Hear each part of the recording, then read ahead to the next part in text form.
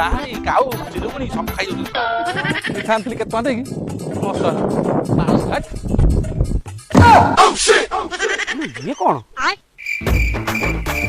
ଏଗୁଡ଼ା କି କାମ ପକେଇଲା? ବଙ୍ଗାଳୀ ପୁତ ରସଗୋଲା ଫୋପାଡ଼ି ଗଲା ଭଗବାନ।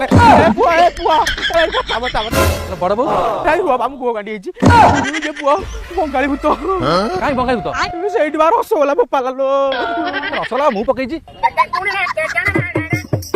ବୁଝିଲ ଜୁଆଇଁ ପୁଅ, ତମକୁ ଆଉ କହିକି କିଛି ଲାଭ ନାହିଁ। ତମକୁ ଯିଏ ବେଇ ନାହିଁ ତା ପାଇଁ ପଦେ। ଖାଇଲା ଖାଇଲା ହୁଆ ହୁଆ ତମ ବୋଉ କଣ ଖାଇ ପାଇଥିଲା ତମ ଭଳିଆ ବାଳୁଆ ଛୁଆ?